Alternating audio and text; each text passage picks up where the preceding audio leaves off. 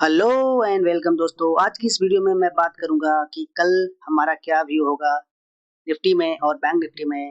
अगर आप देखो तो आज जिस तरीके से गिफ्ट निफ्टी दिखा रहा था 800 पॉइंट गैप डाउन, उसी हिसाब से बाजार खुला है। अ, इसके पीछे का जो जो भी कारण है हम समझने की कोशिश करेंगे और हम बात करेंगे कल के लिए लेवल कौन से इंपॉर्टेंट लेवल्स हो सकते हैं बाइंग के लिए और सेलिंग के लिए। ओके, तो वीडियो को शुरू करने से पहले आप इस चैनल को सब्सक्राइब कर लीजिए और बेल आइकन भी दबा दीजिएगा। अब मैं वीडियो को शुरू करता हूँ। सबसे पहले मैं यहाँ पे जाऊँगा जो क्रूड ऑयल है उस पे, क्योंकि क्रूड ऑयल अगर आप देखो वन डे टाइम फ्रेम पे तो आज खतरनाक जंप देखने के लिए मिला है। इसमें एक करीब $120 पर बैरल ब्रेंट क्रूड चला गया है।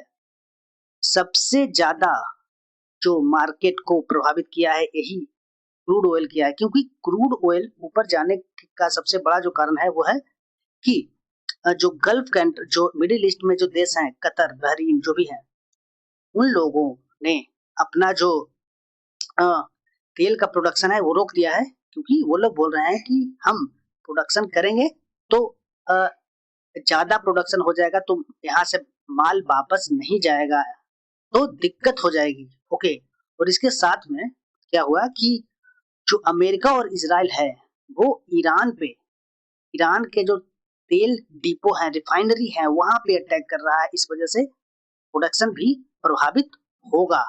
ओके, इस वजह से आप देखो कि तेल के प्राइस एकदम से एक दिन में 27% स्पाइक कर गए हैं। अभी जो क्लोज अभी जो दिखा रहा है वो $104 के आसपास है। यही कारण है कि जब $104 के आसपास आया तो अगर आप देखो ग्लोबल मार्केट में, अगर मैं बात करूं निकेई जापान, तो एक बार के लिए जो जापान था वो ट्रेड कर रहा था 51,400 तक चला गया था, 444 तक। अभी इसमें थोड़ी बहुत रिकवरी देखने के लिए मिली है और अभी यह अ, अभी जो बंद हुआ है 52,728 पे बंद हुआ है। उसके बाद अगर मैं इंडियन मार्केट की बात करूं तो इंडियन मार्केट में भी थोड़ी रिकवरी देखने के लिए मिली है। एक बार के लिए जो निफ्टी था वो ट्रेड कर रहा था 23,700 पे और अभी जो बंद हुआ है वो 24,000 के ऊपर बंद हुआ है। ओके, तो इस यही वजह है कि जो तेल के प्राइस थे उनमें शार्प डिक्लाइन देखने के लिए मिला है। 120 से सीधा आया है $104 पे।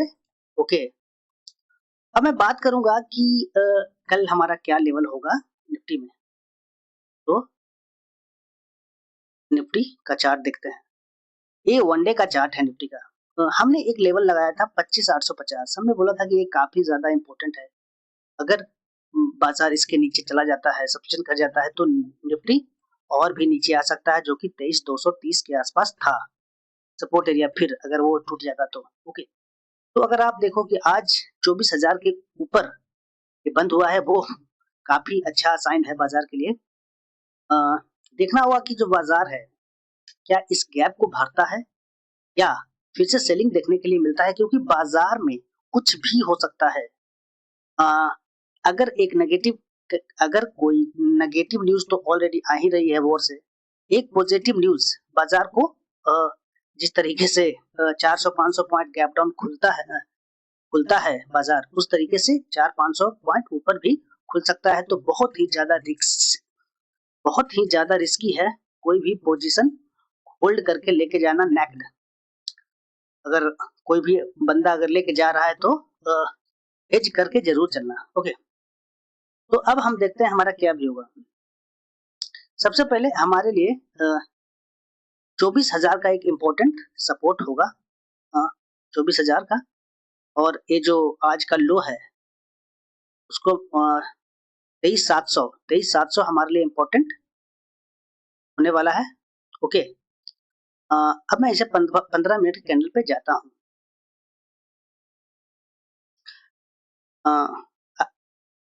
ऊपर एक रेसिस्टेंट एरिया है 24,300। ओके, 24,300 जो है एक रेसिस्टेंट एरिया है। अगर मैं एक यहाँ पे सपोर्ट के तौर पे मैं लगाऊंगा, जो कि होगा 23, जो कि 24,000 के आसपास। ओके, 23,950 या 24,000 के आसपास। ओके, बाजार अगर इसके नीचे फिर से ट्रेड करना शुरू कर देता है, बाजार अगर इसके नीचे फिर से ट्रेड करना शुरू कर देता है, अगर मैं यहाँ से फिर से ट्रेंड लाइन ड्रॉ करके देखूं, तो अगर बाजार इसके नीचे ट्रेड करना शुरू कर देता है इस ट्रेंड लाइन के नीचे, तो बाजार फिर से आ सकता है 23,700 पे आ सकता है। ओके, बाजार अगर कल के दिन क्या होता है कि गैप अप खुलता है, गैप अप खुलता है तो बाजार देखो कितना भी गैप अप खुल सकता है, वो एक्सपेक्ट करना आई थिंक बेवकूफी होगा। ओके, तो सिंपल लेवल्स रखते हैं।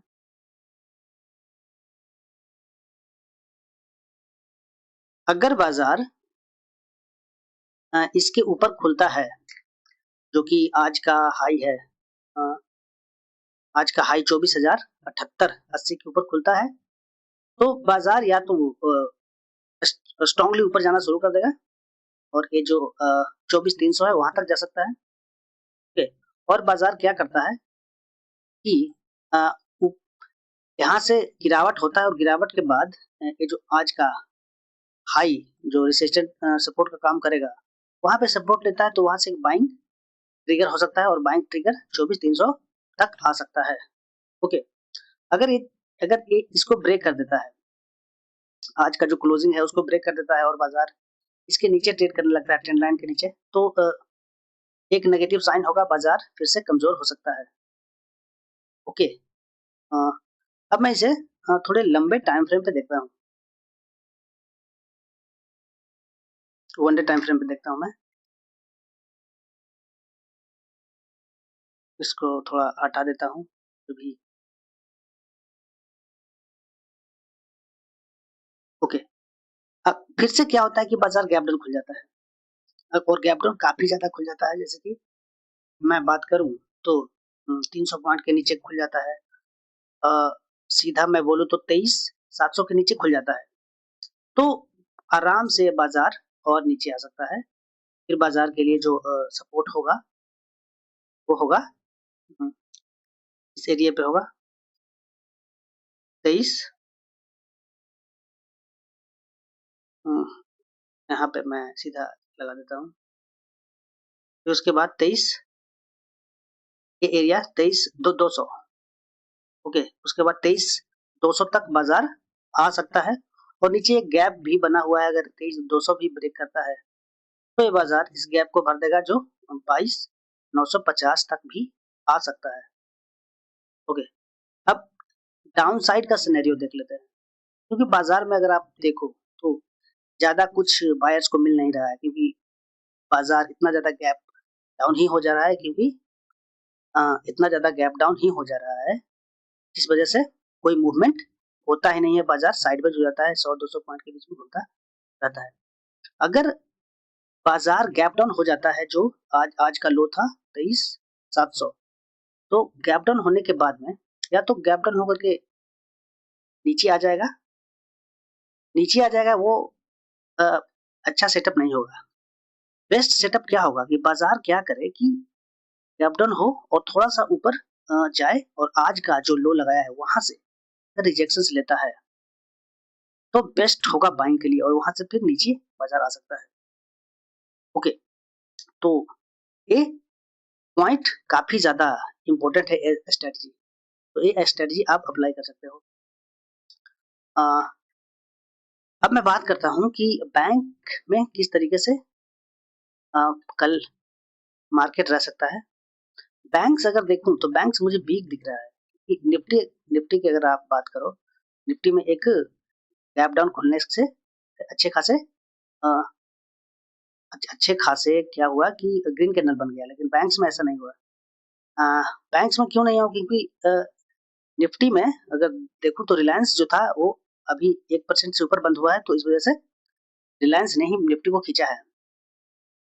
अब मैं बात करता हूँ इसकी, हमारे लिए एक इम्पोर्टेंट जो रेसिस्टेंट एरिया होगा इस यहाँ पे, वो होगा ये वाला आज का हाई। बाजार अगर आज का हाई और आज का, मैं एक बात करूंगा, जो क्लोजिंग एरिया है वो दो इम्पोर्टेंट सपोर्ट होगा। कल दो चीजें हो सकती है, और जो नीचे जो है आज का, वो बाजार क्या कर सकता है कल, खास करके बैंक्स में। बैंक्स में आप दो चीज कर सकते हो। पहला कि अगर बाजार फ्लैट खुलता है तो आप वेट कर सकते हो आज का जो हाई लगाया है वहां पे, वहां से बाजार रिजेक्शंस लेगा और वहां पे आप अपना ट्रेड प्लान कर सकते हो, पहला। दूसरा दूसरा कि बाजार आज का जो क्लोजिंग है, अगर मैं इसे 15 मिनट के कैंडल पे आऊं, ओके, आज का जो क्लोजिंग है, अगर बाजार क्लोजिंग के नीचे खुलता है तो बाजार क्या कर सकता है कि इसके नीचे ऊपर जाकर के फिर से नीचे आ सकता है और बाजार फिर से एक लेवल टच कर सकता है। हालांकि यहाँ पे एक सपोर्ट एरिया है, ओके, तो बाजार नीचे खुलता है आज के क्लोजिंग के नीचे, तो बाजार यहाँ तक आ सकता है, ओके, फिर यहाँ से ऊपर अगर जब इसको भी ब्रेक करेगा तो फिर और नीचे आ जाएगा। अब डिपेंड है कि काफी ज्यादा डाउन खुल जाता है, जैसे कि गैप डाउन खुल जाता है हैवी, तो क्या करें, हैवी डाउन खुल जाता है तो मुझे जो सपोर्ट दिख रहा है बैंक्स में अब, वो काफी ज्यादा जो सपोर्ट है वो इम्पोर्टेंट है 53,580। ओके, उसके पहले भी एक सपोर्ट है जो कि होगा ये वाला है 54,280। ओके, तो मुझे नहीं लगता कि ये ज्यादा इम्पोर्टेंट सपोर्ट है। सबसे जो मेन इम्पोर्टेंट सपोर्ट है वो है 53,550 या 80 के आसपास। ओके, बाजार अगर इसके नीचे खुल जाता है, बाजार आज के नीचे खुल जाता है, तो आप सेम उसी तरीके से, जिस तरीके से निफ्टी में ट्राई किए थे, उस तरीके से बाजार को आने देंगे। आज का जो लो है वहां पे, आज का जो लो है वहां पे, वहां से रिजेक्शन लेता है तो बाजार नीचे आ सकता है। ओके, दूसरा सिनेरियो, दो सिनेरियो मैं बता चुका हूँ, ऊपर से और नीचे से। ओके, तो ये था हमारा व्यू कल के लिए। बाजार बैंक्स आराम से, मुझे लगता है कि इस एरिया को टच कर देगा 53,500, इस तरीके से इतना ज्यादा कमजोर दिख रहा है। तो ये था हमारा व्यू बैंक्स में और निफ्टी में। प्लीज कमेंट करिए आपको क्या लगता है कल किस तरीके से निफ्टी बिहेव कर सकता है। ओके, मिलते हैं अगले वीडियो में।